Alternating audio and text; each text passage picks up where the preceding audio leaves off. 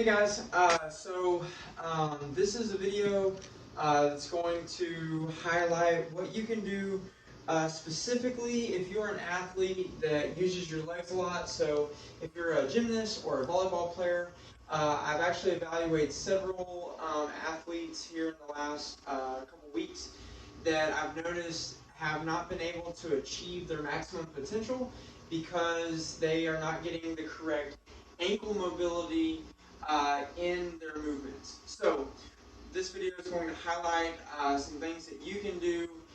They should be done pretty much every day. You're looking to do these 5 to 7 times a week. I would recommend for those of you that if you're unable to do a body weight squat where your feet are about shoulder width apart, maybe a touch more, flared out just a touch, and if you are not able to come down to where you can keep your heels on the ground and go all the way down past 90 degrees. If you have to stop here and you find that you're going forward, my body weight squat's not the best, however I can get all the way down. You'll notice as I continue to do them, you'll notice that I have a little bit of rounding in my back. I'm still working on my mobility, but a lot of people that I've evaluated, they don't have the same mobility. So this video is going to help you with that. First, you want to do some type of ankle mobility. Not everyone carries a belt. If you have a belt, you don't want to use a band. So ironically, this is a band that if you did use a band, you'd want something really, really thick. Those of you that have been in vertical leap, these are the bands that we use whenever we do our push-pull exercise. If you want to double up the band, like so that it's getting a really, really firm pull, you can. The thing that I don't like about the band is that typically, because of the stretch nature of the band, you want to actually push against it, and that's actually counterproductive in this situation. So if you have a belt or like a nylon rope, for instance, something that does not have any stretch to it, you can sit down, offload the calves, go full extension with the legs, and really get a good pull.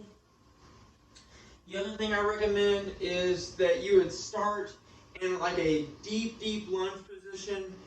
You can push up against the wall, but you're really trying to get as much stretch on that back leg as you can, keeping the leg straight. And then what you can do is that as you stretch this, you can actually bend that back knee and then get a further stretch out of it. As you bend, you're actually working a muscle called the soleus muscle. It's underneath the gastroc or the calf muscle. You want to hold that stretch for about 50 to 60 seconds. So right about a minute, and then you can switch to the other side. Do that for about a minute. You want to do that at least 3 times before you get going with this. After you do that, we're going to go into some body weight squats. Now, here's the deal. If you want to start out, you want to do about 30 of these. And if you want to start out to where you let the heels come up just a little bit, that's fine. Maybe do about 5 of those if you're really not getting the mobility that you want. You really want to emphasize keeping that back straight. So if you need to let the heels come up, that's great. Something else that you can do, it's a little trick. You can take 2 small weights. Okay, these are little 5-pound plates that are going to take my heels up off the ground maybe a quarter of an inch or so. It'll help you to lean back, and as you lean back into that, you can actually pull yourself to your knees, which is going to help straighten your back. You can hold that arch there for about 20 to 30 seconds and then come back up. You're trying to get to about 30 body weight squats, and then as you get more mobile, so maybe you do about 10 to 15 of those, and then maybe finish the last 10 to 15-ish, throwing out the weights and just doing them only with the feet. You're going to notice that I am barefoot in this video. We obviously are working on ankle mobility. We can do that better without shoes. After we do that, what we're going to do, we're not going to do a pistol. A pistol is a single leg squat with the offloaded leg out in front. We are actually going to do a single leg lunge, going down as slow as you can, working on balance and mobility, And as you come down, you're going to notice that I didn't go all the way down. I slowly let my offloaded leg touch. And then in this position, I'm going to pick up the back leg. Not everyone's going to be able to do that. The intermediate version would be to keep the back leg on the ground. And then as little as possible, notice my toes are not up, but my toes are flat down. As little as possible, use only just the bent knee. The leg that's down, you're going to let that just stay down. Try and not push off the leg that's down. And you're going to stand up. Okay? Now, as you get more proficient with this, you actually want to get in this position, pick the back leg up. Notice I've got a nice little bend here in my ankle. This is actually an ankle that I broke several years back, and I have a plate and screws in it. That's why I work on this, especially on this leg. You're going to stand up. It's a little bit harder. Obviously, it challenges the balance a bit more. What you're going to do is you're going to do 5, and then you're going to switch legs and do 5. Okay?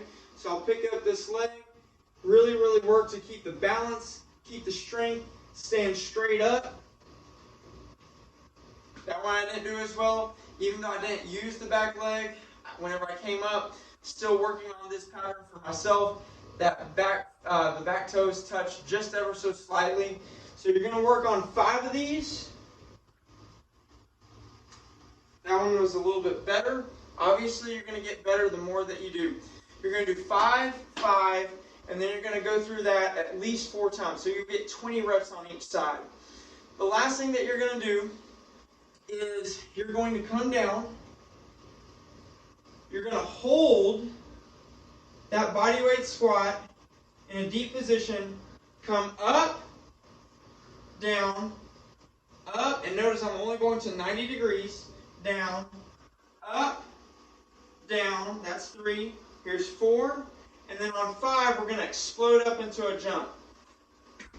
The reason why is we want to be very, very explosive, utilizing our full range of motion. Okay? So it was up to 90 degrees, down, up to 90, down. Do that 4 times, and then on the 5th rep, you're going to explode up into a jump. All right? Now, what you're going to do is you're going to go through that 4 times, and then you're going to finish with 10 body weight squats, preferably without the weights. If you need to use the weights because you don't have the mobility, that's fine. But go down into the body weight squat. Pull yourself at this time, because you should have better mobility, pull yourself to your knees, and then you can put the arms inside and really stretch out. Come back up. Do about 10 of those, pulling yourself and then stretching out. And then if you really, really want, and you're still feeling tight, get that good stretch at the very, very end. This should be done in the event that you're not able to achieve a deep squat or the mobility that you want in your athletic movements. This should be done before and after a training session, okay? If you have any questions, feel free to reach out. Y'all have a great day.